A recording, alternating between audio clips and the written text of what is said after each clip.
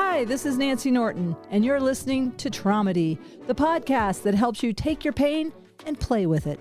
I'm a former nurse. I got out of nursing for the same reason a lot of people get into it, to save lives. I heal with humor now. I'm a comedian and a speaker about the power of humor. On Traumedy, we talk about some very sad, scary, and dark subjects sometimes, but we lift them into the light with laughter. Traumedy is not a replacement for trauma therapy, but it may help you get by between sessions. This is peer-to-peer sharing. We learn from each other. I'm learning so much, and I want to thank each and every one of my guests and my listeners who often become guests. I hope this podcast is helping you heal at least half as much as it's helping me. We've suffered enough. Let's have some fun.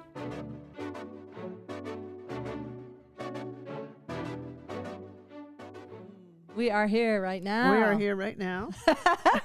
Welcome to Traumedy. My guest this week is Janat Horowitz, and we have been friends for a couple of years now. Yeah. And I want to introduce you. I know for sure you do art therapy. Are there other titles that you identify with? Well, I'm now a published author.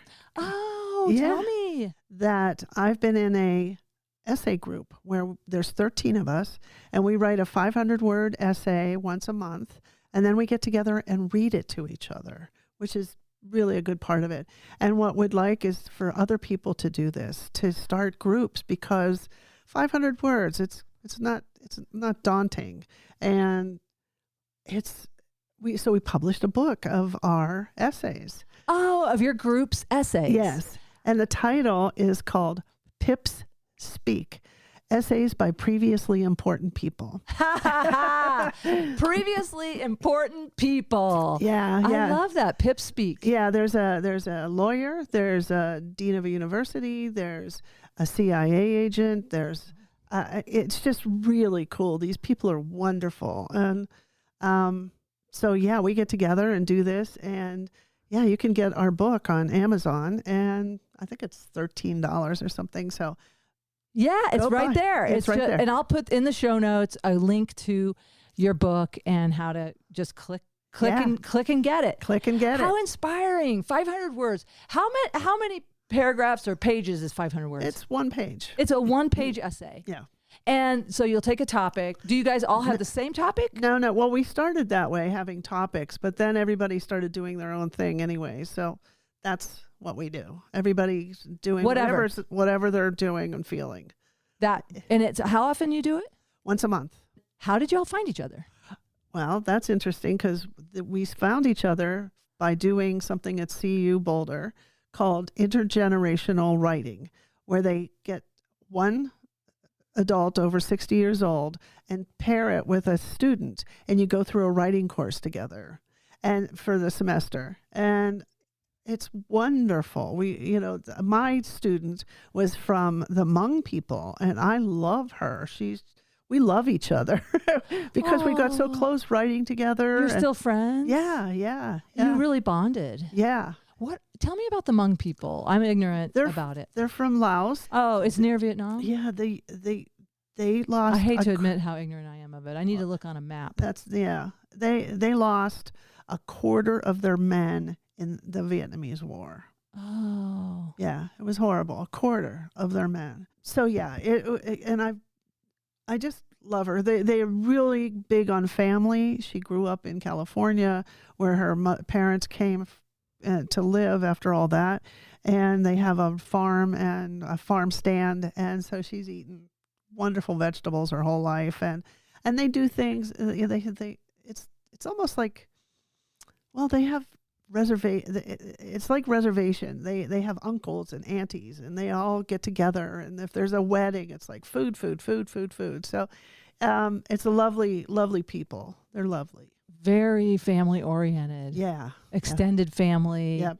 And is her extended family in the United States or back in Laos? No, they're in California, actually. Oh, okay. Yeah, but she's married and lives in Brighton, so not far away. Okay. Yeah, even though we are recording this in Boulder Valley, Colorado, I've looked at my analytics, and again, I have not even advertised this yet. All I do is put it on one little Facebook page, which is mine, but we have listeners all over the world. Oh, wow. Yeah, we have people in Scandinavia, in Germany, and if you're in Mexico. And so it's fun to think that not everybody's going to know where Brighton, Colorado is, but it's near where you live in Boulder, and it's within an hour's drive. It's within an hour's drive. Yeah. And I will definitely send this to this Traumedy website that you have to my friends on the painting class that I do every Wednesday. We've been together for a few years, well, the pandemic. And every Wednesday we get together, and there's a woman from Belgium, a woman from the Netherlands, Santa Fe, California, and we paint together for 3 hours every Wednesday morning. And I just love it. I love that we do it on Zoom, and we leave the sound on, so you can hear people cleaning their brushes. And we weren't alone in the pandemic. So these people, you're in your studio in Boulder. Yeah. And you have your Zoom. You have your what is it? Your laptop or your iPad or something? My laptop, yeah. And you have it on some way situated where they can see you painting? Yeah. And the painting, and I want to just say let's talk about your painting too. Yeah. I want to get back to the book as well if you want, or I talk about essays. Mm-hmm. Yeah, talk about essays or whatever. Whatever comes. Yeah. So this is Traumedy, and I've explained to you, and I think, well, anyway, it's not a replacement for trauma therapy, but it helps you get by between sessions is the idea. And also just transmuting, like it's a resource you can have at any moment, humor. Any moment you can try and reframe something with a funny spin, but it's not limited to humor. That's why I love that you're here, because it's expressing.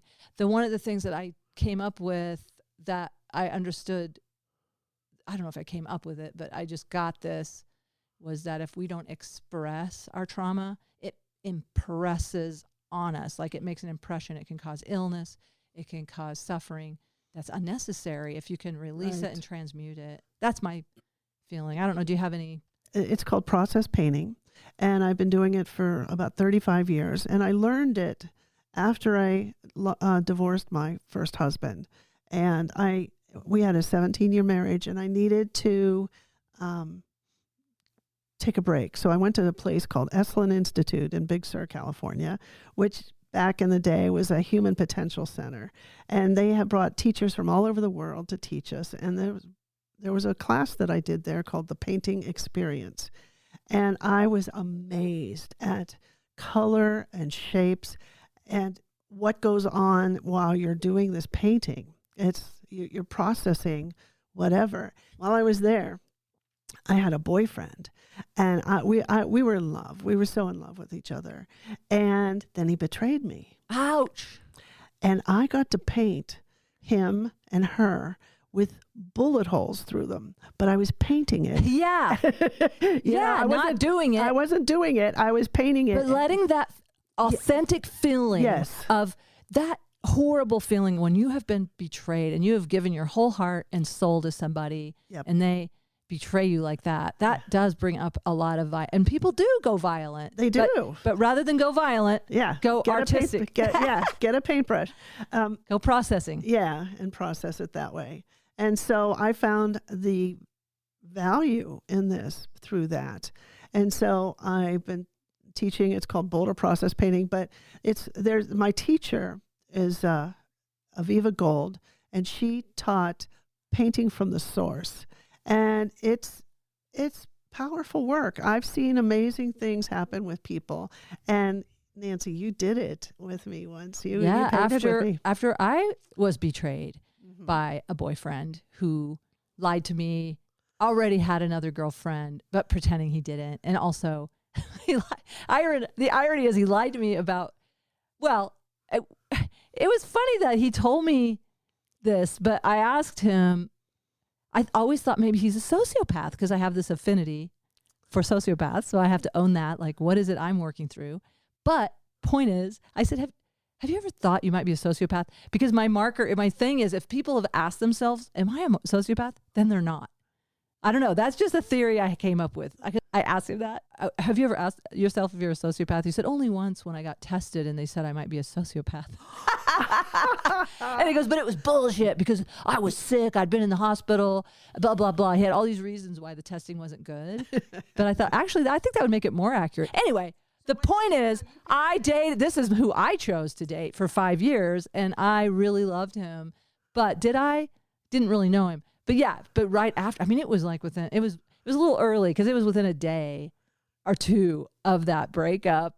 But I mean, I did not want to go to this class with you, but you said, come on. And it did help me. All I did was cry. And the whole painting, and if I find it, I'll I've got it somewhere here. I think it might be in this garage. I will take a photo, maybe put it. But it was a bunch of like, it felt like the whole thing was like raining tears. Yeah. As I recall. Yeah. I haven't looked at it. I remember it though. There's like ivy with like lots of leaves with tears going from one leaf to the other and just water. I felt completely devastated, but it really helped me process and let myself cry. Yeah. But thank you for that experience. Yeah, you're welcome. It was intense though. Yeah. And I love the way you do it. So you had us and you told us, you're like, this is not a painting for the wall. This is a painting of expression. Yeah. Yeah. This is not a pretty picture. You're going to just put whatever you're feeling inside, just put it on the paper and get it outside of you. Yeah. Oh man. Yeah. It was so helpful. Yeah. It really moved a lot of feelings. Yeah. And then you had us all stand in front of our painting and kind of talk about it, I think. Well, how did we do that? You stand in front of your painting and you allow it to talk through you. Oh, that's it. The painting talks through us. Yeah, so you with sound and movement, and you just shake or moan or scream or whatever it is that's the painting is expressing for you. And it makes a huge difference. It makes a huge difference to do that after you've painted and or while you're painting. Yeah, I had one lady who she's a fine artist, and she painted and painted, and it was beautiful. And it was her time to stand in front of the painting and allow it to speak through her. And she collapsed on the ground. And it was like, oh, I'd never seen that before. And when I talked to her, I said, well, what was that like for you? And she says, that surprised me. And then she went home and she quit drinking and joined AA and has been sober ever since. Wow. So that's the power of this work. Like it allowed the truth to come through. The truth to come through. In a way that it's so automatic. It's so like I love the way you teach to paint without, you're not thinking. Yeah. You're just following the paintbrush. Just letting it guide you. Yes, right. I love that. Yeah. That's a beautiful story. Yeah, it How is. Wonderful. Yeah. And I'm sure there's been others like that, or just it's transformative. Yeah. And it's similar to what we're talking about, transmuting and transforming. And like you said, it's not a pretty picture, but it could be. Maybe there's something in you that, like I always was telling you just earlier today, how I had exiled my inner sweetheart because I had that identity that I was a bad baby. Yeah. And so I had to be a bad baby. Otherwise, I'd make my mom wrong sometimes. Yeah, and it was just that's not possible. So I've reunited with my sweetheart, and she might want to paint something. My inner sweetheart. Yeah. But I also have my inner teenager. Her name's Virginia Vengeance. She'd like to paint those fucking bullet holes. Oh, yeah. I don't know about bullet holes, but I mean, but whatever. Yeah. Like let it out. Let it out safely on a piece of paper. Nobody ever has to see it. That's what I tell people. You don't ever have to show this to anybody. It's like a visual diary. Yeah. But you're doing it in a group so that we do share it. I think there's something about having it witnessed. Yeah. And there's one rule. There's only one rule in this class, and it's called, what I say is, you cannot talk about anybody else's painting with words or expressions. We don't compliment. We don't compliment. We don't comment on it. Right. That's the safety there. Yeah. It's like, nobody's going to tell me, ooh, that's an ugly painting, or what the hell is that? It's like, no. Or how great that one is. Because by saying one is great and somebody else not. Right. I have noticed that. That's another rule in recovery work is no crosstalk. Right. Anyway, that's really, that makes it a really safe place. That makes it safe. Yeah.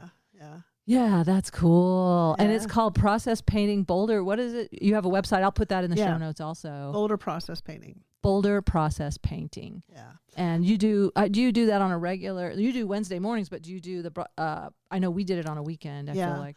I had, because of the pandemic, I stopped doing it. Nobody wanted to come into a small studio. So I've been trying to get started again, actually. And so I've done some privates, and I did do a 5-day workshop. Like a retreat? Yeah. Well, no, it was 5 different Saturday mornings. Oh, okay. So you paint for 3 hours, and then the next day, and you paint on one painting the whole time. So these paintings get really big because you keep adding paper and taping it on, and you get really deep. You get really deep with this. Yeah, I could see that. Yeah. Oh, I could see how that did you say 6 week? Yeah. 5 weeks, 5 or 6 weeks, like a multi-week. Let's just go with that. Let's go multi-week. Wait, it's multi-week. And I love that idea because I remember I also liked, like, you gave us, it's almost like you have this ream of paper that's almost like butcher block paper or something. I can't remember, but it's a lot of heavyweight paper. It's like 80-pound paper. But you let us like take a huge sheet. You can have as much as you want. And you can do a big thing on the wall. Yeah. And that really lets you move. Yeah. And I mean, you can do small, I guess, if you want, but yeah, I love that. And then I love the idea that you could even add, and yeah. I could see that getting. Some paintings get like 6 feet tall and 8 feet wide. I mean, you just keep adding paper. I wanted to do that John Denver song, "Soft as a Downy Chick." I don't remember. It was like grandma's feather bed. Some of them get as big as grandma's feather bed. Oh, well, I recommend it. I really love doing it. I do it, you know, I was an art major for a while, but I've always been one that processes with moving my hand, like, or even it helps with ADHD in class, you know, that I would doodle, you know, that helps me stay present to be doing something with my hand. And then I don't even know what I'm drawing sometimes. Yeah. But I doodle all the time. Yeah. Let it out. Yeah. Keep moving. Especially when you're waiting for the IRS for an hour on the phone waiting for them to get on. Oh, that was a nightmare. I have still not heard back from my last year. Anyway, they are overwhelmed there. Yes. The IRS. Yes. But you're right. You need a fidget or something. Yeah. I've been talking about you know, like fidgets. The kids, you can buy fidgets. Fidgets, right. They're like, you know, make little poppy sounds. My joke is I make them out of Barbie knees. You know, that poppity poppity. There's something about the poppity poppity of a Barbie knee. Yes, that something about it. Yeah. Yeah. Well, let's see now. Traumedy wise, I was wondering if you would be willing to share with us. I know you said there was something in the book because I was wondering if you'd feel comfortable sharing a trauma, and you said, yeah, there's something in the book that I shared that may or may not have, like, how did you transmute it either with the writing or with humor? Like, is there something that you would be open to sharing? Well, I think what I was thinking of was the boyfriend betrayal and how I painted them and with the bullet holes. With the bullet holes, yeah. And it was really interesting to do the black and then the red and the purple and just really make them look real. Not that I know what a real bullet hole looks like. I know you probably do, right? Actually, I don't know that I've ever seen a gunshot wound. Okay. I haven't. No, nope. I'm going through my Rolodex of nursing experience, and thankfully, I guess, I don't know if it's thankfully, but I was never working on a gunshot wound case. Okay, but good. Yeah. But yeah.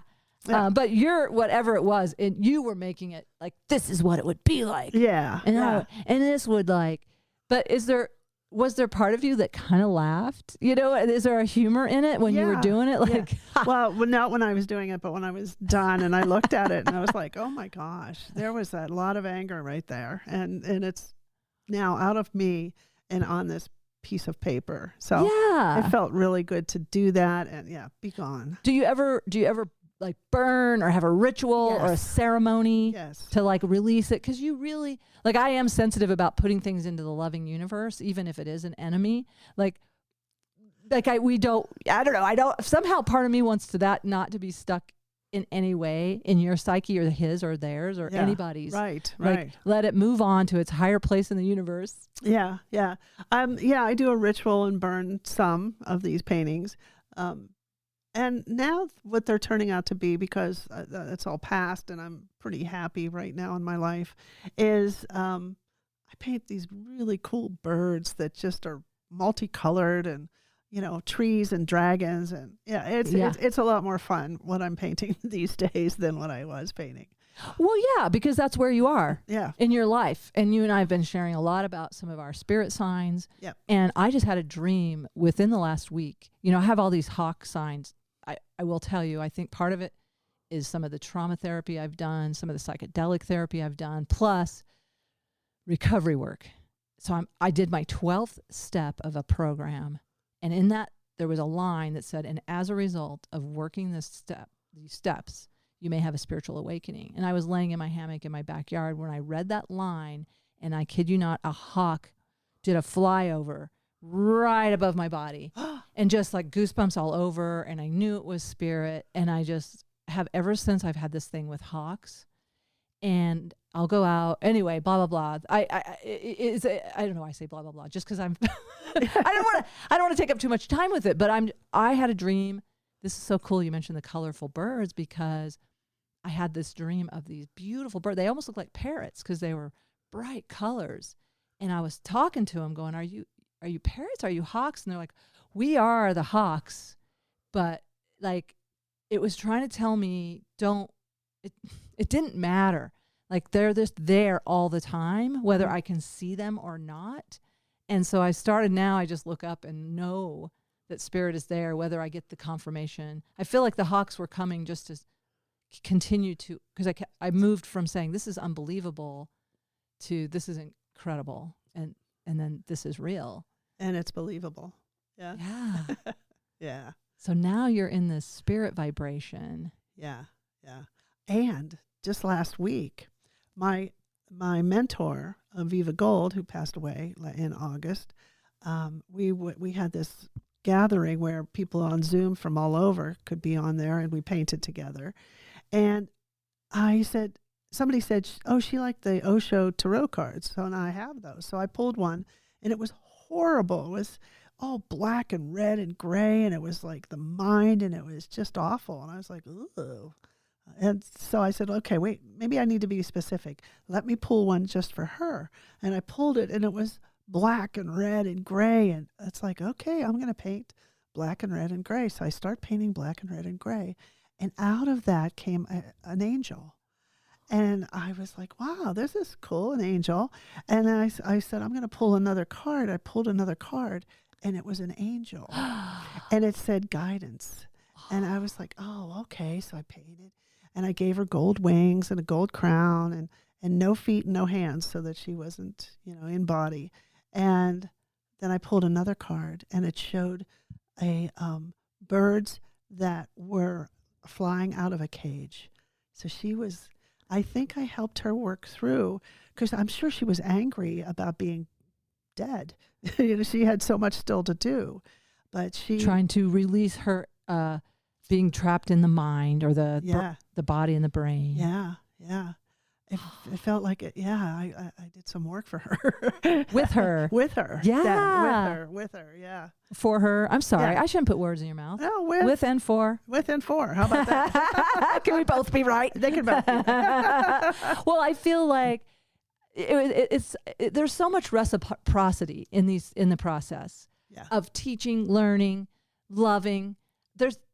It feels to me that this is me. I feel like it's such a we experience.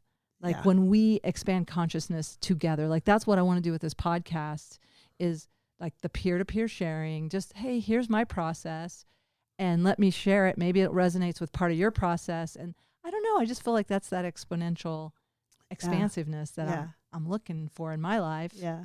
And my soul has come here. I feel that's my soul maybe all of our souls came here to expand consciousness. I don't know. What do I know? What do you know? I don't know.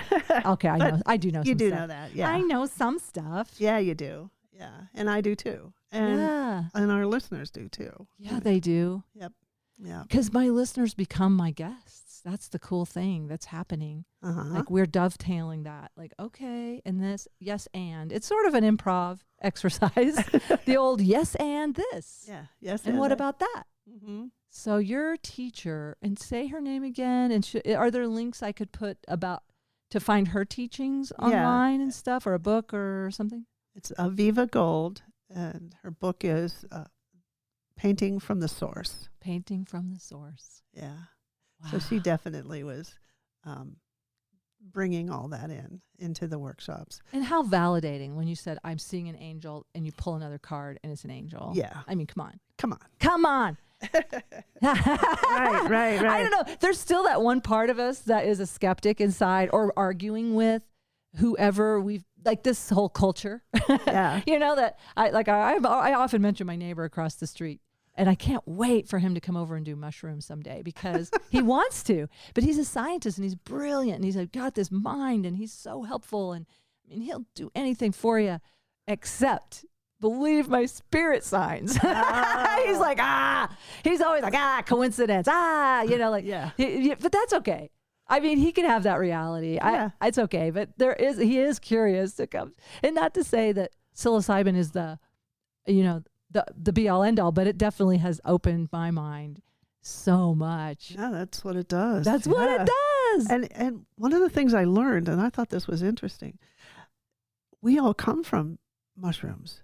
650 million years ago, we went from digesting outside to inside, and these little creatures are living things, and we have developed from the mushroom. I love that documentary, Fantastic Fungi, Yep. where they show the mushroom and how it was. It's so resilient, and I'm like, it is. It's here to.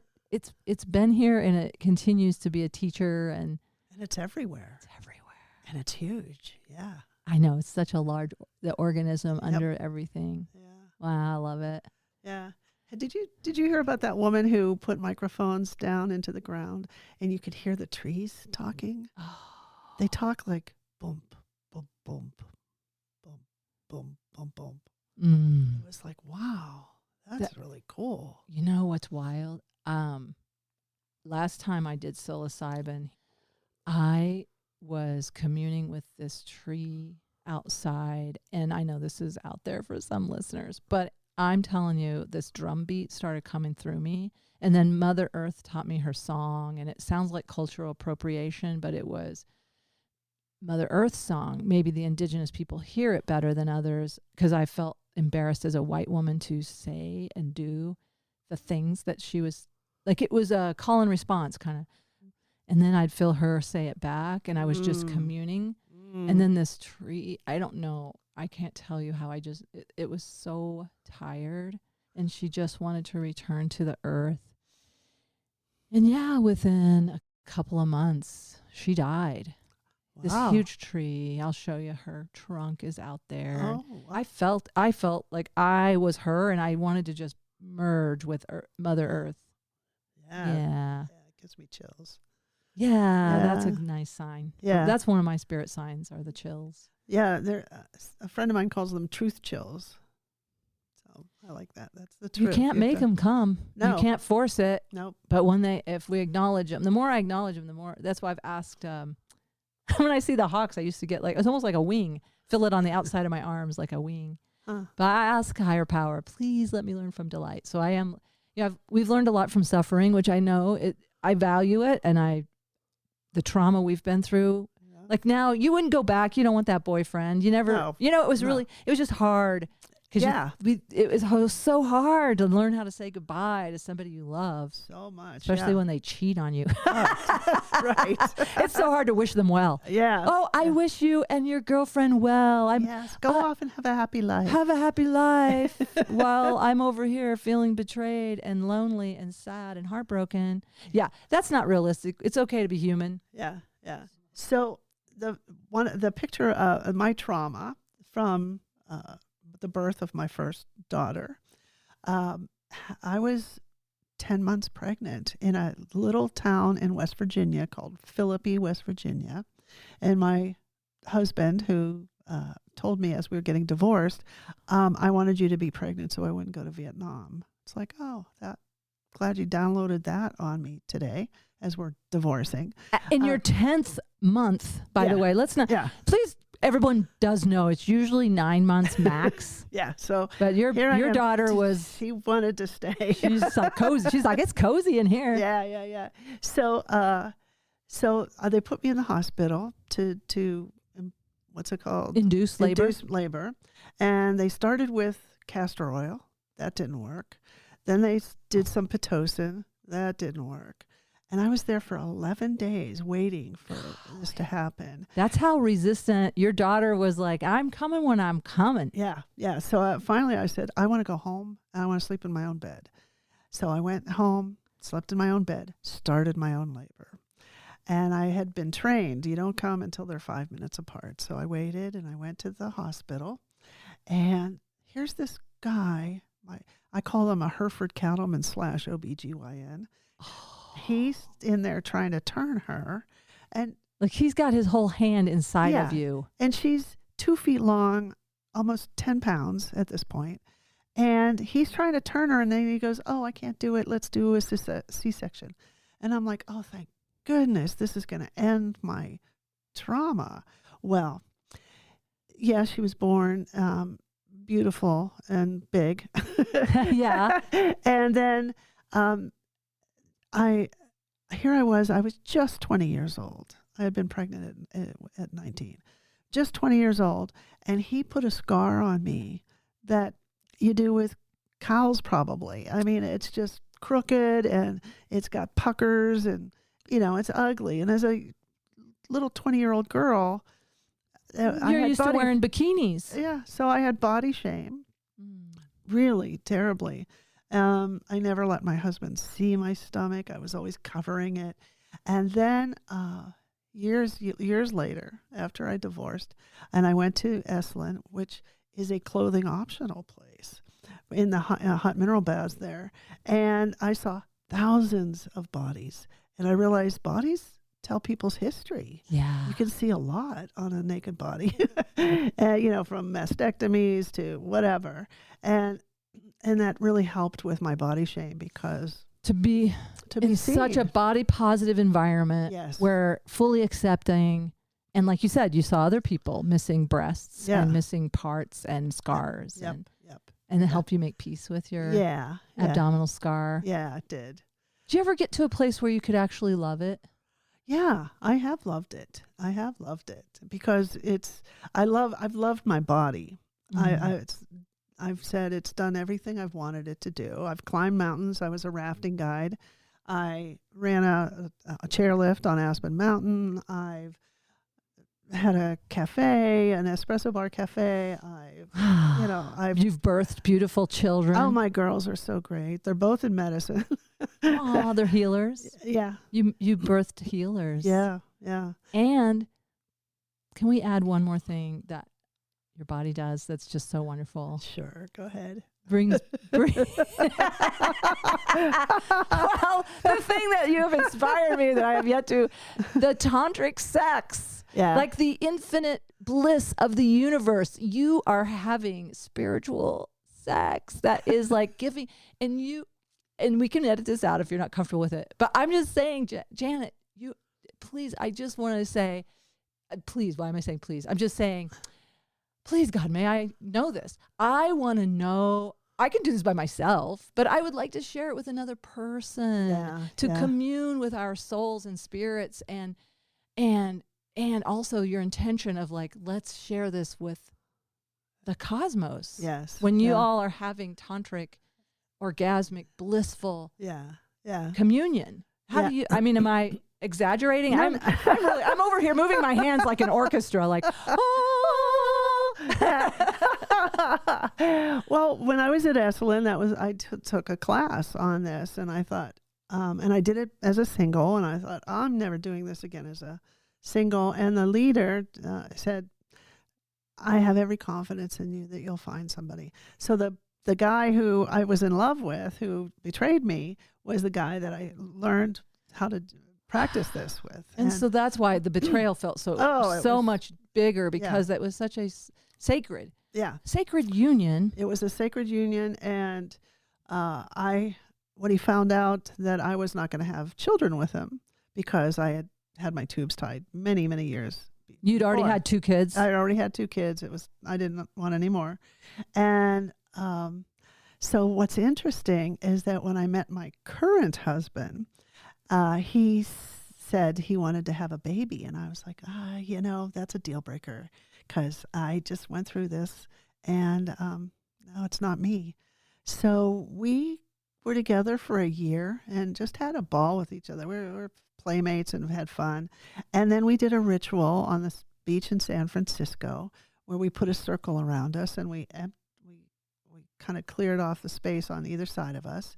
And we did this little ritual, and then he turned around and walked that way, and I turned around and walked that way. And you agreed. I have goosebumps about that. So your spirit, your souls just said, we are going to go on a separate path now with respect and love and understanding. Yep.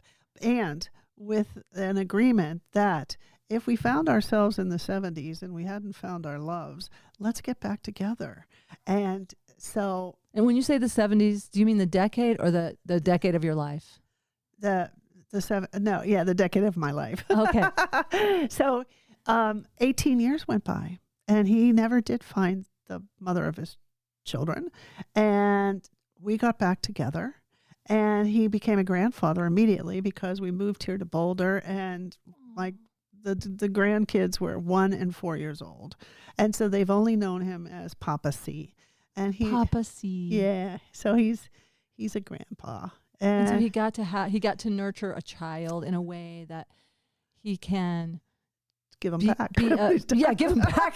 That's even better. Go take a nap. Yeah. Have sex whenever you want. Yeah. Take a nap whenever you want. I got to tell you, the parenting thing, that's the one thing that really got me about parenting. Is like, I can't just go take a nap. Yeah. Are you kidding me? Yeah. Like you can't just go take a nap when you want to. Right. If you're thinking about having kids, just know that. You can't take a nap. Right. You can't. Shower is like, wow, I really can. Oh yeah. You might want to learn. Yeah. Bring the pack and play in the bathroom. And you're just, But so that is so beautiful. Yeah. It's a good story. Can I ask, did you ever do another ritual where you drew the circles back together? No. And I don't know. I was just thinking that we'll might have be to do that next time we're at a beach. That might be fun under a full moon or something. Yeah. But you did it in other ways. You married. Yeah, we've been together for 15 years now, and we married 6 years ago. So it's really sweet. You wanted to wait and make sure it stuck. Yeah. I understand that. Yeah, it's like, do I like him after all this time has gone by? I do. And just also really get to know each other. Yeah. Before live together. And then now that he is integrated with your grandchildren, I mean, he's a part of your family forever. Oh yeah. And we have a big family here. There's about 23 or 24 of us. And so he's just dived into a big family. Yeah. And we had 2 family members who asked us both to babysit their babies when they were 3 months old. She was a school teacher. And so he got a 3-month-old to watch and babysit for a while. It was really, really cool. Yeah, because that infant energy, there's something about it. There's something about it. Having an infant on your chest, like holding them next to your heart. And they're delta waves, or I think they're called, are those the sleep waves? I can't remember. Yeah. But my son, I was so lucky for adopting that I got to be with him as an infant. I did have 3 months with him in Nepal. You know, he was very sick in the hospital, and it was all just, I mean, it's higher power. Just thank you, God. Seriously. Because this little, getting to see his infant self, toothless, beautiful smile, and holding him, and also learning to parent him with Pobby Mommy, who gave me her ring. I mean, I've shared this before, but there's just something. And then co-sleeping, even as a little kid, I used to always read him a book and then rub his back. And then I would lay back to back with him where it feels like our hearts were together. Yeah. And then, but as soon as he would start to go to sleep, it's almost like a knockout drop. It's just those, I think they're called delta waves. My brain would just go, it's the sweetest, it's like the sweetest, quietest slumber. Yeah. No chatter, I don't know. It's just very like a sacred little. Yeah, how sweet. A sweet infant. Yeah. I'm glad that he got to have that. Yeah. Well, I probably will have a great-grandchild here coming up. She's not pregnant yet. We're putting it out there, though. Yeah, I'm putting it out there. But she's married and wants to have a family. She has a boyfriend, and she's 33 years old, a lawyer, and she knows that it's it's about time to start. So, Aw. yeah. So And all this from your body. from my body, yeah. and your trauma, your suffering. We interrupt this program to bring you a trigger warning. Trigger warning, I'm going to do a joke about miscarriages. I've had 2 that I know of, and they were some of the saddest, most depressing times in my life. But that's what Traumedy does, is we make jokes out of our trauma. So I just want to give you a little preparation for that. And while I have you here, hey, have you transmuted your trauma in an uplifting or artistic way? It doesn't necessarily have to be comedy, but in some sort of therapeutic way that you would like to share with me and or my listeners. I'd love to hear about it.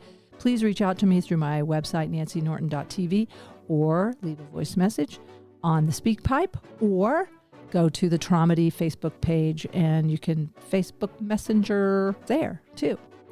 Thanks again for being a listener, and let's empower each other. Now back to our conversation with Janat Horowitz. It's trauma, you're suffering. Yeah, I think about I never gave birth except to tiny little miscarriages, which are easy to pass. I don't want to, I mean, there was some cramping involved, but I did Lamaze breathing just the same because, you know, you gotta laugh, right? Yeah. It's like, come on. Oh, that's funny. Okay. Oh, sorry. And I actually did save that. I put this beautiful little, I mean, there was some tissue that looked like skin. I know that might sound so morbid, but I did put this in I have it upstairs, a Christmas cactus. So when it blooms, I just feel this baby spirit is with me. Mm-hmm. I mean, that's my belief. You know, it's just my way of having like the spirit, you know, honoring it. Yes.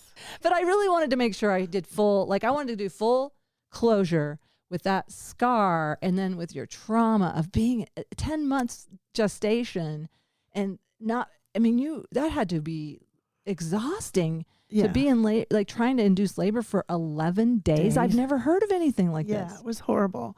And I just think that it was because it was rural West Virginia. Isn't it interesting? Yeah. Something that could be, at one time it was a feeling of shame that can be transformed into gratitude. Yeah, gratitude for the beautiful girls that I have. And I'm very pleased with who they are and who they've become and their children. Oh, yeah, it's wonderful. And then you love your whole body for all that it does. And I love my whole body for all it does. Yes. Isn't it interesting? And I mean, it's funny to me, like I'm just now starting to love my whole self at 63 years old.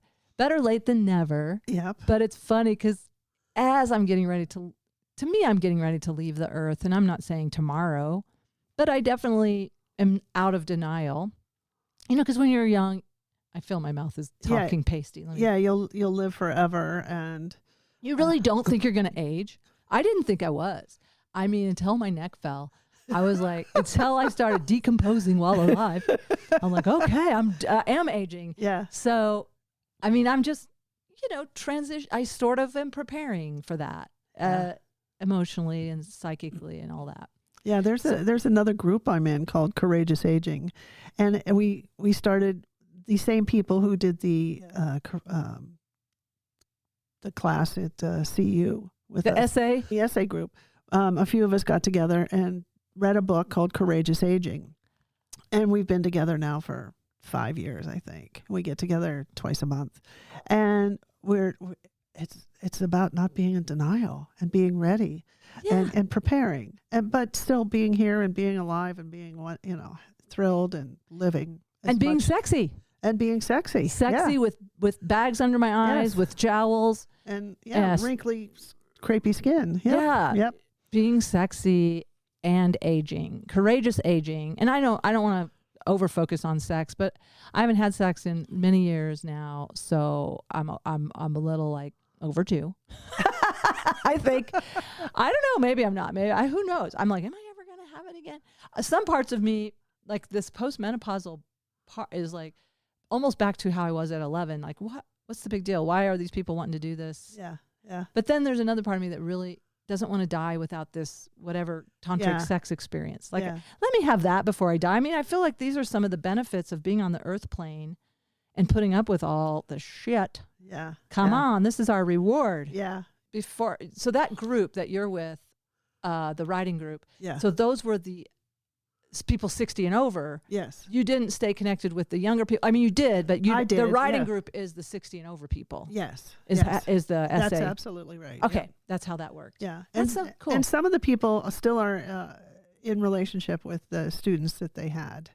So it's pretty cool. It was pretty cool that somebody thought about that and created that. I just think it's important to have these multi-generational conversations. Yeah. And what's similar and what is different between those 40-year gaps. I have a therapist who's 93 years old, and she said, have younger friends. Yeah. Because at some point you're going to lose the people around you if you're still around. So yeah, when we're feisty, we're gonna outlive a lot of these. I think I'm going to be an old woman. Yeah. I don't know. I go back and forth because of the way I drive. I'm like, I don't know. That's why I have life insurance, right now for my son. Because I'm like, that's my weakest link is my driving. Wow. Yeah. I had a question, and I want to go back and make sure I acknowledge something. My ADHD brain does this where I have to go back. Is it about tantric sex? Yes. No. I know it wasn't, but thanks for bringing it up again. It's fun to think about. Let me just dream. Yeah. Let me dream of finding someone that I feel safe enough with again after being with sociopaths. It's going to take a while to trust somebody to that degree. Sure. Yeah, they have to show themselves to you. They have to really show themselves. Yeah. Thank you. Yeah. And one of the gifts, when I did, and I'm sure you're not aware of it, I did some MDMA therapy with my ex, and that's what helped me see the truth. I love people I cannot trust. Like, that's a turn on. It's a trauma bond. It's a textbook case. Because this is Traumedy, so there you go. Trauma bond. Traumabond.com. That's my new dating app. Oh. For people who want to get into a relationship and can't get out. Even though they're not good for you. Yeah. So, but the MDMA, what I got when I did MDMA therapy, that serotonin, that gives you that, and whatever, I don't know, the spirit, I just felt so resourced that I could see the truth. And my abandonment issues were not so big, so I'm not going to die if he doesn't love me. I'm not going to die. I think that's the bottom line. I think I thought I was going to die if this guy doesn't love me, and I can't make him show up the way I need him to show up because he wasn't capable. He's not wired that way. So I just am so grateful.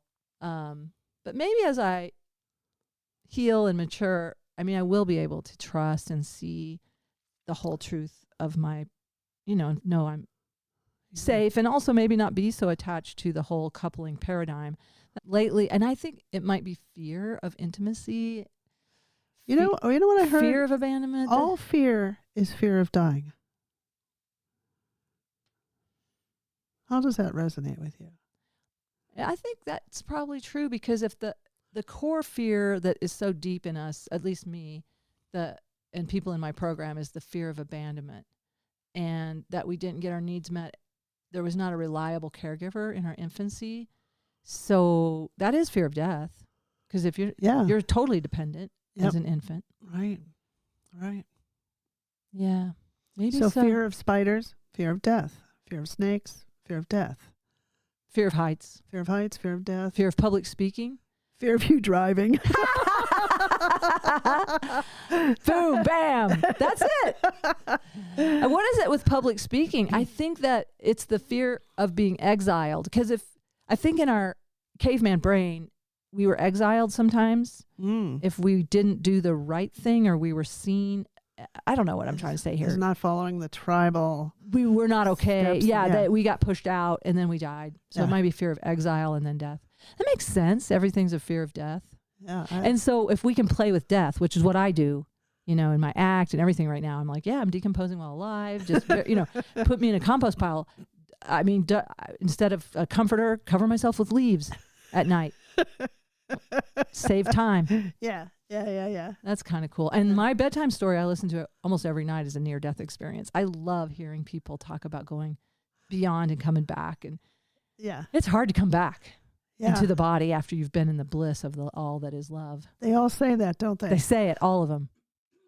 Anyway, well, this has been fantastic. Yeah.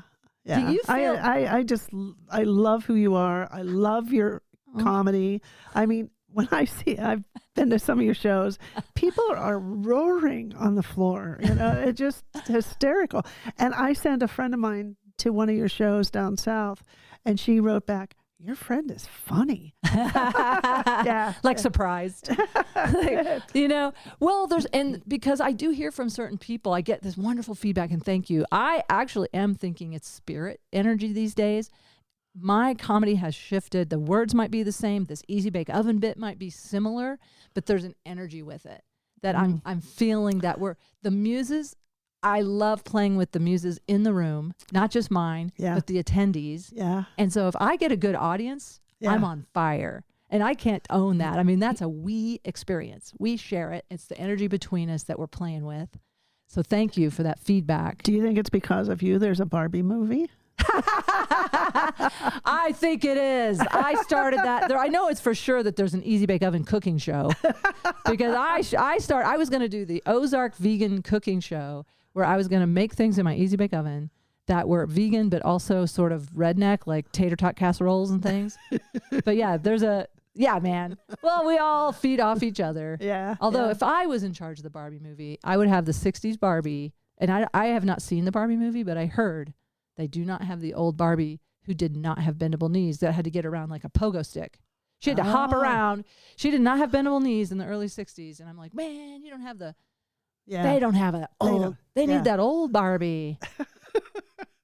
But thanks for that feedback. And thanks for sending people to shows. If any of you out there want to come to see old Nance, I do tour around the nation now. Mostly I'm doing shows for healers.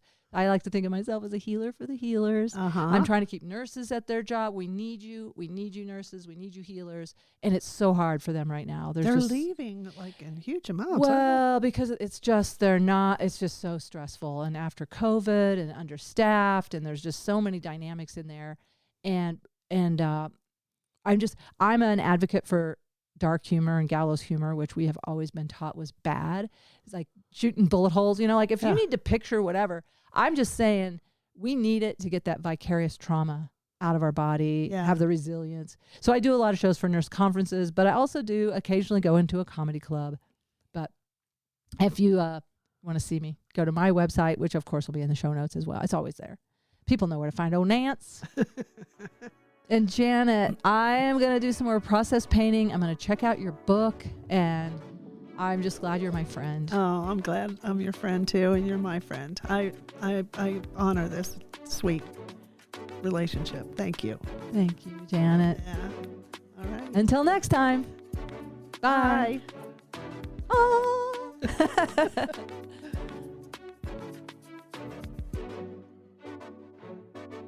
I'd like to thank my guest, Janat Horowitz.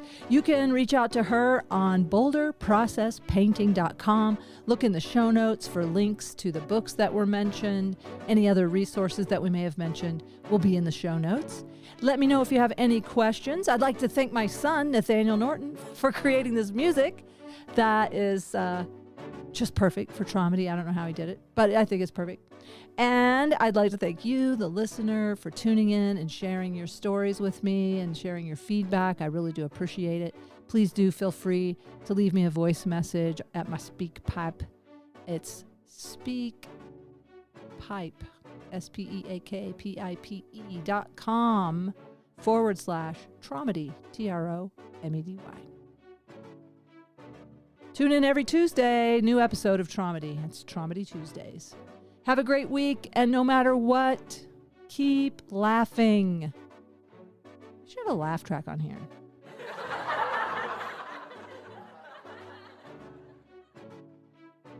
Traumedy is a Higher Power production.